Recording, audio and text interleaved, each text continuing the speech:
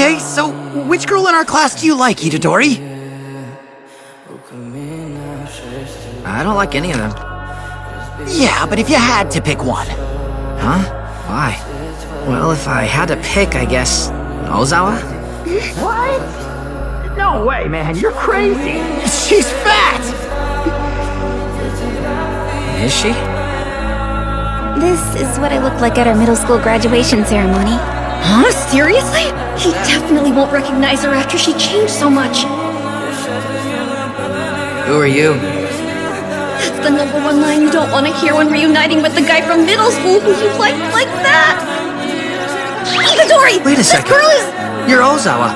What are you doing here?